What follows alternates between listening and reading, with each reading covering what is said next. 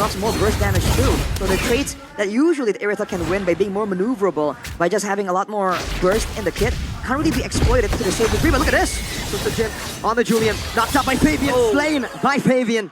The Mercenary down, the Usurper will take that kill. Now Tyron trying to stop the farm from being taken, but again for Fabian, it's like taking candy from a baby. You can just take it away. Tyron, Dobon, Witty will try to tank it up. Tyron low, Aran tanking it up. Fabian just needs one more shot. Defiant Blade to take him down. Brings in Edok, rotating up top. Witty so trying to heal up. Fabian will let that happen. The Shadow Stampede before he backs away. In front of pursuit, Edok will get away. They were juggling the aggros to dive into Tyron, and Tyron has to die. But TLID, they come out unscathed.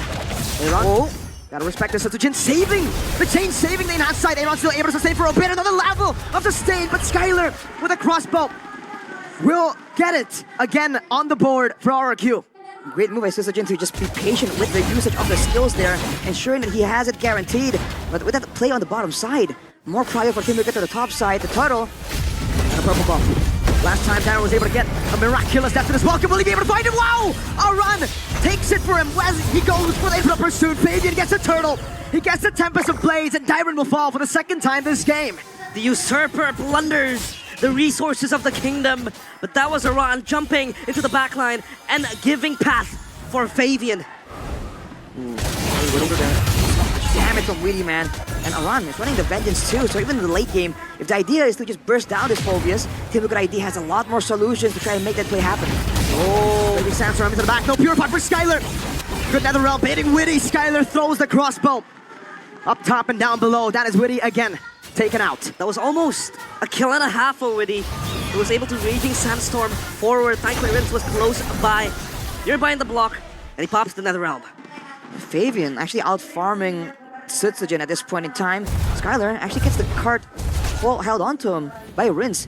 Great coordination as a team there, but Fabian has gotten the Berserker's Fury. Already a big power spike, and every single lane for RRQ is actually in a losing position. The EXP, the gold, and the mid lane all pressured down, even the jungle. So RRQ are playing it super defensive. We talk dual bot. That's true. We talk about the losing lanes, right, Arashi? But Skylar is able to collect 2 kills. Do you think that is still a losing lane for him? Dyron. It's gonna be the engage. That's his welcome coming down. Aran trying to tank up the turrets. Fabian doesn't get picked off. And it doesn't find the wall. Fabian gets another kill without the purple buff, and it's still up. Take a look at this. He's delaying the purple uptake so that he has it for the turtle. Good brilliance to escape. You don't take it low. Aaron Shiki will go for it. Finds the kill. Hard guard over. Flicker. Aaron Shiki wants the cavalry to keep fighting. Wants the cavalry to keep charging. Chaos Shiki with the double kill. He's able to stampede on the kingdom. 2 kills for himself. And TLID, they gallop into the castle walls. Oh man, that's a great fight by Team Liquid ID, winning across the board. RRQ, the issue right now is so many players, so many members of Team Liquid ID can really go invulnerable. The Tempest of Blades, the Brilliance Order, so many ways to outplay, but Witty, good Sandguard, getting him a bit of HP. That's a Flicker Shadow Stampede to pull him back, but Witty was able to get the Raging Sandstorm. Now Aaron, put some damage back. Skylar, the heavy crossbow starting to hurt now. But Aaron will be able to respect it, will be able to get the healing from Yehezkiel, who has rotated bottom lane. 3 of the 4 kills only onto Witty though. Definitely far from ideal for RRQ. The gold lead, however, was at 3,000 more or less. Now it's down to 2,000. You're seeing the mid-game here for RRQ looking a bit more alive, especially with the power spikes for Skylar. Being a crit build, you actually get a bit more value from the first few items compared to the whole shred that requires the Trinity to really get things going. But of course, Fabian has a lot of damage. Really trade, hard guard comes down. Skylar able to escape for now. Julian, Sutsujin, walking to the bottom lane. Aaron will just shove this wave together with the hard guard on him still to get prio on the map. Meanwhile, Fabian up top, getting the turret. That is a tier 1.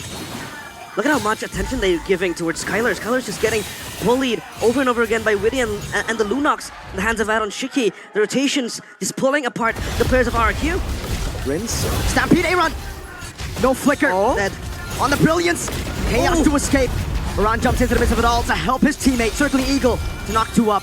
But Witty's right there to prevent that from being a full dive. RRQ transitioning to more of an Ube style here. You can see it. They're moving together as a unit. It almost seems like right now, the deciding factor is whether or not Rinse can make the right call. If he follows the movements of Team Liquid ID and identifies which lane is going to be under aggression from the cavalry, then he can use that Netherrealm to negate that whole outcome and keep the game going just that much longer into that mid-game that RRQ can use. When we talk about the TLID composition. They're more of a dive composition. But you talked about how Aran is there to become the front line. You have the peel as well from Witty. How is the Julian supposed to access the backline? Oh! What happens? Enhanced sword trying to run away. NetherRealm already baited out now. Comes the Blaze on the Sutsujin, who will follow the Mercenary down. Skyler very low. Maybe leaving the Blaze again as in for the pursuit. Back on 2! The Demonic Force procs are eternal. Aran will continue to zone him away, but a Stampede brings him back. Aran will jump in. If you're gonna kill me, it'll be on my terms. Just relentless aggression. That is the way the Phobias operates. That's gonna be a neutral objective. Some turrets as well for Team Liquid ID. Extending the goal lead to 4K. RRQ making maneuvers happen, trying their best to read into Team Liquid ID, but there's just so many tools to kind of keep your eyes on. The Raging Sandstorm, the Tempest of Blades, now Susujin. Oh, purple buff stolen. Fabian stealing it away. This time Aaron has the flicker, so RRQ will not continue that chase. Sutsujin pulverized, torn apart by the cavalry. He hasn't been able to become online. Oh, 3 on the Julian. If the Julian is this beaten into a pulp, how effective it is going to be as the time progresses, Arashi? Fortunately for the Julian, you can kind of still operate as a card control tool, technically with the enhanced chain. But ideally for Susujin, he still wants some more damage. But Skylar face checks! Raging Sandstorm over to Skylar, has a heavy crossbow, has this Shadow Stampede to help him as well. Zeta walks forward, Witty will actually be threatened there. Now able to heal back up. Aaron, that's a big power spike. Second item, Holy Crystal. Talk to me about this, Arashi. It's more scaling, right? More numbers to really add damage to your kit. And for now, there's not really a lot of magic damage, especially in the 1v1 against Skylar. And magic defense, I mean. So Iron can really abuse this. And he's been playing very aggressively because he knows he has an invulnerability tool to get out of the ganks of RRQ. They don't have a lot of repeated engagements, but look at that. Witty. Stampede, Witty. And half chain finding him. Witty will not try to commit any of his resources. Heck, he doesn't have any resources to spend, but Fabian, on the other hand, Usurper will stay busy. Flava Fave with a tier 2 traded for the Roamer's life. Dyron unable to get that cheeky Decimus welcome. The flicker was not up. He's turbo farming his items, right? 3 item power spiked, BOD completed. And now the question becomes, how is RRQ going to match that side lane pressure the TLID will constantly have in the hands of Fabian? I don't think they have any easy way of doing so. The best they can do is use Mathilda to kind of elevate their movement around the map. But even then, the way that RRQ is playing this Uwe against this Assassin, it just makes it so difficult for them to actually get any winning circumstances. And keep in mind, later on with the Vengeance, Aran can last a lot longer in the front line. So it really feels like RRQ have to bait out some spells and then make their way back in. Use the Mathilda Guiding Wind to just allow themselves to bait out some of the resources. Because in a full-on 5v5, I don't see them coming out on top. Aran in a 1v3 so far, not even. Yeah, they're all running away for dear lives. And look at that. The Lord free, conceded by RRQ. They can't really pressure back TLID. Ooh, Skylar. Good poke. That's an ultimate down though. Lord is still pushing on the top side. And the purple buff always, Team Liquid ID. Playing classic. The right way to just shut down your opposing jungler. Just keep going for these invades, knowing that you have the frontline advantage, you have the damage advantage, you have the macro advantage even. There's not much that RRQ can do here without really making a lot of sacrifices elsewhere. They have total control of the second half of the map. The Lord even wanting to siege towards the turret. Aaron shaking with the Ruby DD combo. Dyron taking very low. NetherRealm is safe in the Vengeance pot. They're ready for a run. Coming to blade from Fabian. Dyron trying to go for the Death's Welcome, but will not be able to find a Fabian now. But no! Dyron, did he find Fabian? And the Usurper shall fall in the hands of the Mercenary.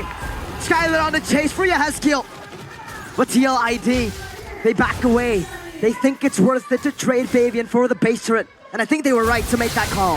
Again, the soldiers of the kingdom, they hug the Crown Prince, protected with their palm of the hands, and Fabian, he falls down in that altercation. That is a bold move from Team Liquid ID to go for a dive under a turret against a Faramis, against a Julian. Wow, they just kept going for it. And I really believe, obviously, that the plan wasn't to really trade Fabian for that pickup. But hey, a familiar face. LJ! Of course, MPL IDX streamer presented to you by our coffee. Good day. He's out there. He's out there, man, just lingering, just watching. There you go. Oh, revelation. He realizes. There you go. Woo! W man. Oh, what the heck was that? Where did Enoch go, Fabian? Wants to dive in over the rims this time. Comes the blaze used up, Dyron. NetherRealm cancelled. And there you go. Raging Sandstorm on the 2. Dyron still has immortality, but now it's going to be Aran with Infernal Pursuit in towards the base. No minions. They will lose Aran. But they've taken Enoch and Dyron down. Oh, they're knocking on the doorsteps of the castle that the kingdom has been able to build. But I feel like no, they don't want to exert even more pressure. They will back away. Discipline, as they've learned from their mistakes. There's nothing to get right now on the map anyways. I think what that was is Team Liquid ID making a statement to RRQ. Hey, you wanna walk out of your base, you have to remember that we are danger. And we will punish you if you just overstep your limits. Purple buff secured by Syzygy though. And you're seeing level 15 for both junglers. RRQ slowly but surely trying to catch up with the farm. But man, when it comes to pressure, nothing they can do right here. Tyrant taking so much damage only with a handful of spells. Is there a scenario where RRQ is able to match TLID in a 5v5 lord take? The longer the game goes, in theory with the Netherrealm, it is possible. But the problem is, Team Liquid ID don't have to go for that. They have the macro play with the Angela, with the Link. Why would they go for a frontal 5v5 against a Theramis, against a marksman? Look at Witty. Oh, Witty. Looking for a flank angle. He might be able to catch Syzygy, but no backup close by. So he's all alone, stranded in an island, just becoming a distraction for the TLID cavalry to take down the Lord.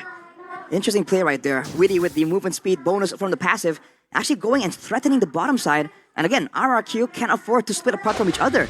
This almost seems like the same idea with the Yves Natan, just with a different format with the Faramis Erythal. But it's just not the same kind of shred. There'll be more bursts available by Skylar, but he needs to find the right targets. Technically against the assassin, it can work, but with the hard guard, this is why that Angeline combo is just so difficult to deal with.